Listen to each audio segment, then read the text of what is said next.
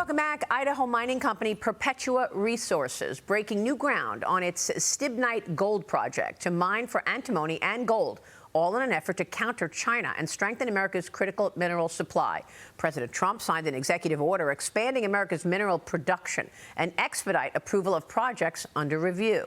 Joining me now is the president and CEO of Perpetua Resources, John Cherry. John, great to have you. Thank you so much for being here. Thank you. Pleasure to be here. And your company is the only domestic reserve of antimony in the United States. Is that right? That's correct. We're the only mineable reserve of antimony in the United States. And this is integral to our defense industrial base. President Trump understands this, and he's trying to get supply chains here so that we are not so reliant on China. Assess the backdrop for us. So, look, after 8 years of permitting, and thanks to President Trump and this administration and what they're doing, we're actually in a position where we can begin breaking ground possibly as early as next week on this project. Wow. And the reason I'm so excited about this is there's two aspects of this project, and no pun intended, but antimony is the critical enabler for this project. Without the antimony, the antimony trisulfide that we have goes into over 300 different munition products. China controls the processing in about 80 or 90% of the antimony worldwide. They've put in an export ban, and the military can't get their antimony.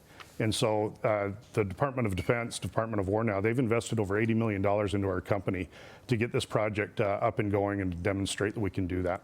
Yeah, and we spoke with the CEO of Antimony, Gary Evans, here just last week. After our interview, the stock soared. People understand how important this story is. Here he is with me last week. Watch.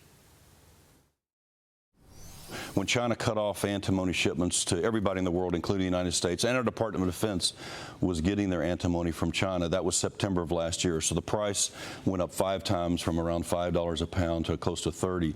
We started ramping up immediately. So our facility in Thompson Falls, Montana is under a construction. In fact, we just had a groundbreaking ceremony with the governor about a week ago. And we'll be up 5 times what we were doing before. So, and we have a smelter also in Mexico, Madero, Mexico, and that has the ability to do 200 tons a month. You know, President Trump understands how important this is as China is trying to squeeze the U.S., right? Put the squeeze on us and putting these export restrictions in plans. The administration is trying to work to become less reliant on China. But how long do you expect it will take to ensure that we have that flow of antimony and gold, which is, of course, what you're doing? It's needed for our military equipment. It is. Look, we're the start of the supply chain. The antimony comes out of the ground at our facility. So that's what we're going to start breaking ground on as early as next week and get that up and going. We'll produce enough antimony on the front end supply to supply about 35% of the U.S. demand.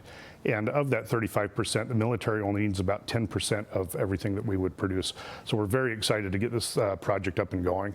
And the other reason I'm excited about is it's actually a gold project as well. This will be the largest independent gold mine in the country as well. The gold and the antimony come out of the ground together. By the time that we're in production, we estimate the equity value of the company could be upwards of $6.3 billion with EBITDA close to about $1.7 billion. And where are your operations in terms of getting those mines? Where are the mines? So the corporate headquarters is in Boise, Idaho, and the mine itself is located about a 4-hour drive due north of Boise. Okay, so you understand the implications when China comes out and says, look, we are tightening the restrictions on rare earth minerals. And this is a serious situation for our economy. How is the president handling this? Are there other levers that you believe the U.S. can be pulling to push back on China's aggression? Look, the Trump administration has done a great job so far. They put out some executive orders earlier this year. They listed the top 10 critical mineral projects in the country. We were number 2 on that list. We're the first one that's going to be breaking ground and moving forward. So and after 8 years of permitting, it's not that they're cutting any corners on the permitting, but they're making things way more efficient as they should be. Well, that's what I was going to ask you. What else do you feel you need to get to work to ensure that you can get that out of the ground and be useful, needed where we need it? How long does it take, and do you need to see anything else in the way of permitting easing? No, I think we're on the other side of that now. The fact that we're ready to break ground and start building the project is huge. And there's a report by the National Mining Association. On average, it takes 29 years to permit a mine in the United States. Wow. From discovery to production. There's only one country worse in the world, and that's over in Africa. So permitting efficiency and permitting reform is a huge, huge topic. Why is it that we're so reliant on Beijing? I mean, Beijing rolling out these sweeping export controls of rare earth minerals. Treasury Secretary Scott Bessent talked to us about it on Monday. Here's what he said. Watch. We've seen that China can become an unreliable supplier to the world for whether it's critical minerals, critical supplies. And with their announcement last week, they've taken on the whole world, and we'll see whether they want to be a reliable supplier. They have a stranglehold on, as you said, the refining and processing. Rare earths in general are not rare, they're everywhere. Anytime a refining or processing facility has been set up either in the U.S. or in a free market country, the Chinese come in and undercut the price. We are going to do the equivalent of an Operation Warp Speed to get security. We are going to guarantee floor prices for the processing, for the refining, because you can't have a free market when there is a non-free market state actor destroying capacity. This is so important, John, what you're doing in terms of building this supply chain in America. I mean, because there are rare earth minerals in America. It's the refining of that product, right? Yeah, it's a combination of the two. And mining's not a whole lot different than manufacturing. Things have been offshored for many, many decades. Over the last couple decades, China has spent over $57 billion trying to secure critical minerals and basically trying to corner the market on that. With the Trump administration now, it's about re-onshoring mining and critical minerals and being way more efficient about that. So where does the growth come from now from Perpetua Resources? Is this all about those mines, antimony and gold? How do you monetize this mostly?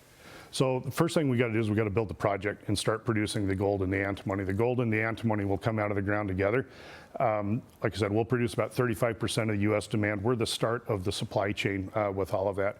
Just a couple of sound bites. With the price of antimony where it is today, we would actually be a negative cash cost producer for gold.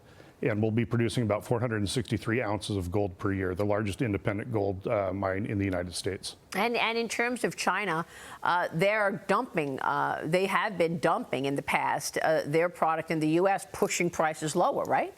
They have. It's a very unlevel playing field. China has actually taken the approach that they're not supporting or subsidizing their companies for them to be successful. They've been doing it as a national security strategy for critical minerals.